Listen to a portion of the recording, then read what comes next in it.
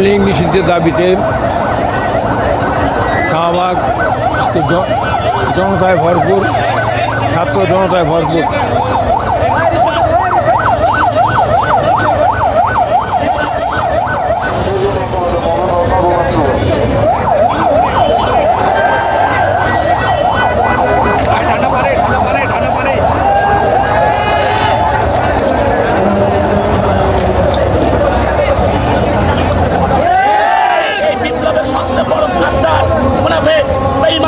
ভারতের দালাল এই আসিফ নজরুল কথা বলে সর্বশেষ কথা হচ্ছে এই আসিফ নজরুলকে আগামী 72 ঘন্টার ভিতরে তার পদ থেকে পদত্যাগ করতে হবে।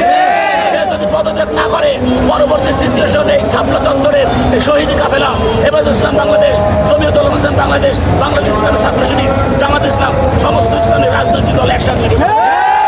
সর্বশেষ কথা হচ্ছে হেফাজত ইসলামের যে শহীদ হয়েছে সেই শহীদগুলোর জন্য রাষ্ট্র প্রকাশ করবে, এই দিগন্ত ইসলামিক টেলিভিশন খুলে দেবে এবং সর্বশেষ এটিএম আজহারুল ইসলামকে এই ঈদের আগে আমরা আবার বলছি ঈদের আগে তাকে মুক্তি দিতে হবে। আমরা স্পষ্ট জানাতে চাচ্ছি কে হেফাজত ইসলামকে জামাত ইসলাম ডাজ নট ম্যাটার। আমরা মুসলমান, এটাই আমাদের সবচেয়ে বড় পরিচয়। কে কোন রাজনৈতিক দল সেটা বড় পরিচয় না। এই মুসলিম একজন রাজনীতিবিদ, তিনি কারাগারে পচে মরবেন আর বাংলাদেশের মুসলমান বসে থাকবেন, এটা ঠিক হবে না। ঈদের আগের ভিতরে আমাদের এই মুসলিম রাজনীতিবিদ এটিএম আজহারুল ইসলামকে যদি মুক্তি না দেয়, শাহবাগ থেকে হেফাজত ইসলাম বাংলাদেশ, জমিয়ত উলামা ইসলাম বাংলাদেশ, বাংলাদেশ ইসলামী ছাত্র শিবির, জামাত ইসলাম সমস্ত রাজনৈতিক দল এখানে মার্চ করে জেলের তালা ভেঙে এটিএম আজহারুল ইসলামকে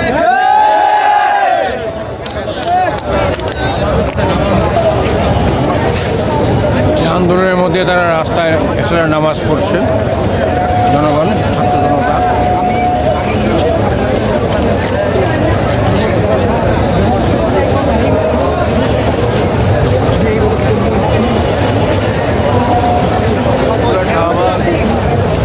ছাত্র জনতায় ভরপুর।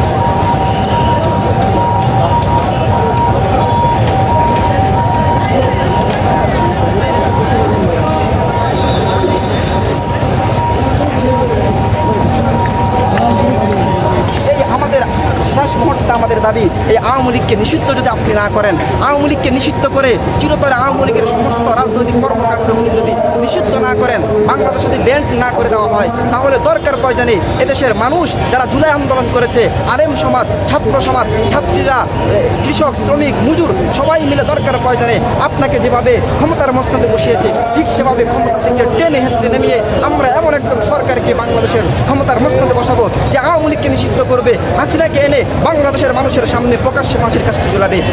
আমরা সে আশাবাদী। এই জন্য আমরা আন্দোলন করছি। আমাদের আন্দোলন চূড়ান্ত পর্যায়ে সেদিন সফল হবে যেদিন আমরা দেখব বাংলাদেশে আওয়ামী লীগকে নিষিদ্ধ করা হয়েছে এবং আওয়ামী লীগের অঙ্গ সংগঠন নিষিদ্ধ করা হয়েছে, সমস্ত কর্মকাণ্ডগুলো বন্ধ করা হয়েছে আওয়ামী লীগের এবং কি হাসিনাকে সবার সামনে প্রকাশ্যে গণহত্যার দায়ে ফাঁসি দেওয়া হবে। সেদিন এদেশের মানুষ শান্ত হবে। আর এদেশের মানুষের সর্বশেষ দাবি হলো আওয়ামী লীগকে নিষিদ্ধ করতে হবে। যদি নিষিদ্ধ না করা হয় আমরা রাজপথে আছি, এভাবে ছিলাম, এখনও আছি।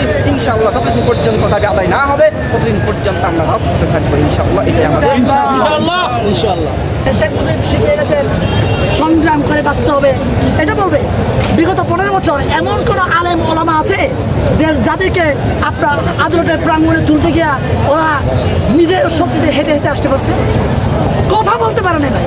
তাহলে ওই রকম একটা দলকে কেন আমরা বিচারের আওতায় আনতে পারবো না? আপনারা হয়তো বা বলবেন যে আমি একটু তেলবাজি করতেছি, সত্যি কথা বলতেছি আমি। এগুলো গুগলে সার্চ করে আমার এই কথা যদি মিথ্যা হয়ে থাকে, শাপলা চত্বরে রাতের অন্ধকারে আপনার লাইট নিভিয়ে কীভাবে নৃশংসতা চালিয়েছে আপনাদের মনে নাই? গুগলে সার্চ করে, এটা তো আমার কথা না ভাই, নিউজে আছে। আপনার সাংবাদিক, আপনার তো বিষয়টা আরও খুব ভালো করে জানেন। আমার কথা হচ্ছে, শেষ কথা, আওয়ামী লীগকে নিষিদ্ধ করলে হবে না। নিষিদ্ধের পাশাপাশি, নিষিদ্ধের আগে সকল জুলাই বিপ্লবের হত্যাকারীদের বিচার করে ফাঁসির কাস্টে ঝুলিয়ে সব শেষে তাদেরকে নিষিদ্ধ হবে। নিষিদ্ধের আগে তাদেরকে ফাঁসির মঞ্চে ঝুলাতে হবে, তার আগে কম নিষিদ্ধ অবশ্যই।